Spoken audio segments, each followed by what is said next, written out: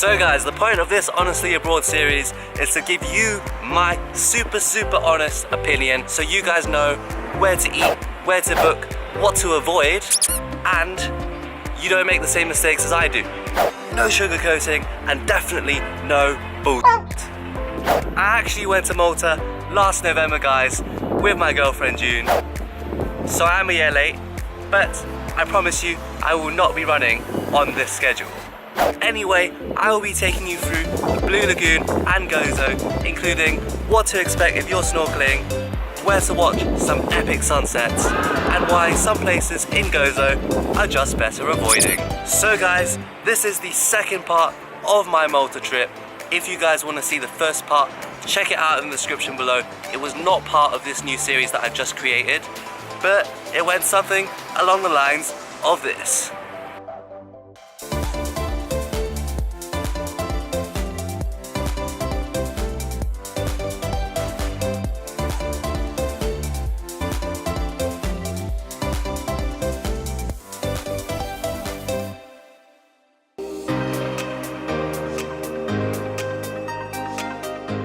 Beautiful Blue Lagoon, or should I say turquoise lagoon. They say the waters in the Mediterranean Sea as clear as diamonds.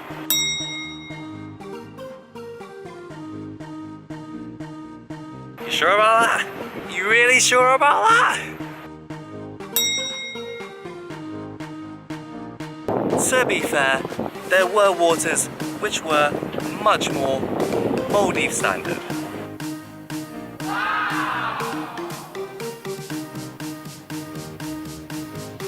So, we decided to go snorkeling because we're not going to sit on this tiny ass beach and sunbathe.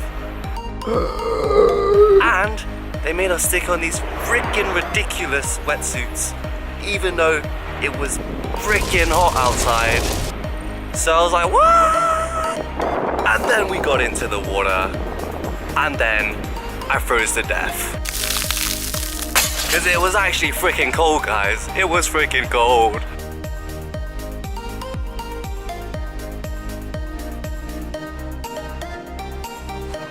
So the guys who led us on our little tour there, helping us doing our snorkeling, because it was the first time for us, awesome. Shout out to Aquatica, and of course, any Blue Lagoon ain't complete without a basic cocktail stand.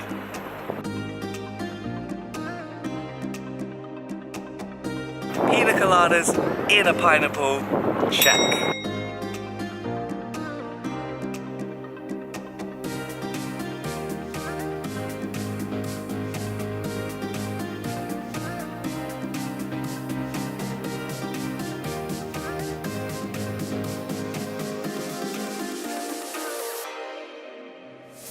Quick little tip, guys, for those of you weaklings, including me, who gets travel sick, take those tablets before you go on the waters, because you don't want to be throwing up in front of everyone.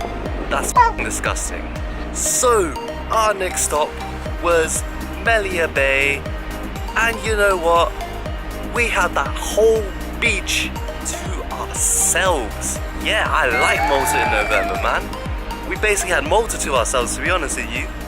And it's not even that cold. One big but. No water sports during the off season in November. In terms of, like, you know, paragliding or parasailing, whatever. Obviously you do have snorkeling, but like there's barely anyone doing it. So we decided to hit up another beach because we're getting a bit bored there. And this one I checked online. Heard it was quite nice. It's called Paradise Bay, where all your dreams come true. And we got there.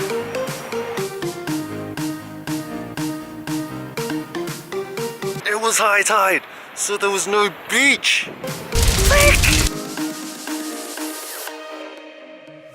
So there was no beach, guys. We wanted to watch the sunset though, so we decided to go up the cliff face. And we found this super nice spot to watch the sunset. Go towards the edge of the cliff face, where there ain't anyone obviously, because they're not, dumb as f, but it is the perfect place to watch that sunset.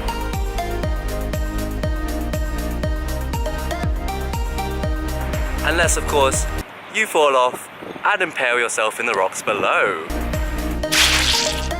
So, moving on to the sister island, that is Gozo. No, Gozo.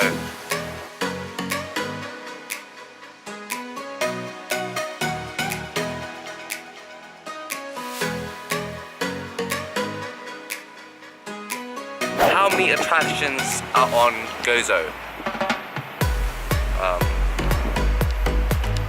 Yeah, just 3. There's only 3 things to see there. So, first one is for the history geeks, the Gigantija Temple.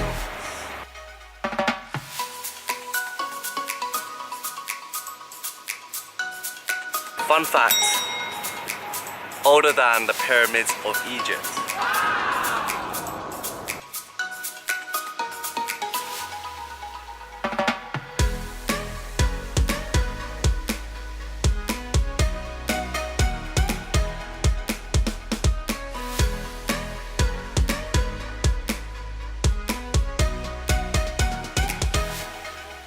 So I personally found it quite intriguing, but if you're not an intellectual, I wouldn't bother. So the next thing on the list is the Azure.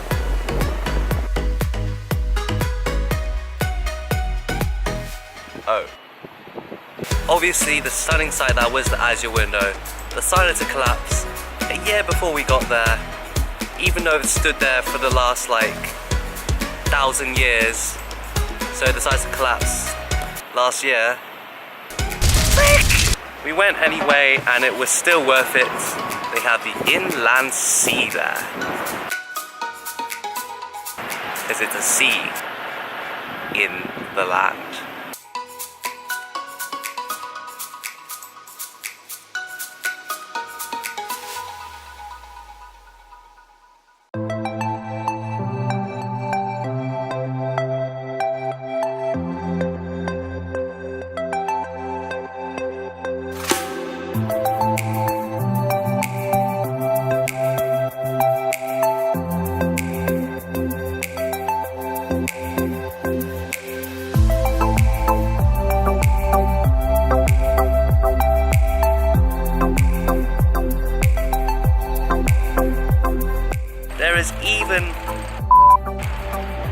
There is even a restaurant there that surprisingly didn't scam us for crumbs.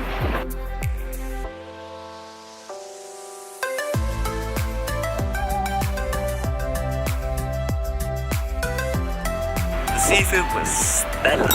So, the final attraction there is Victoria. Victoria is the one town, I think, in Gozo.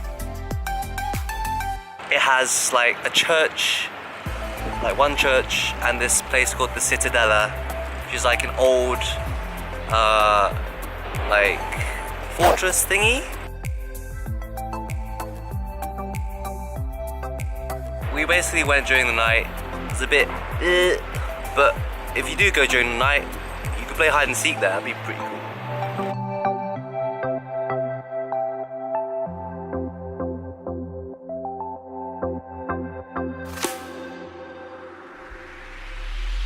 The verdict. So I'm gonna start with the and then we'll get to the list. The first, Malta, especially Gozo, lacks pavements.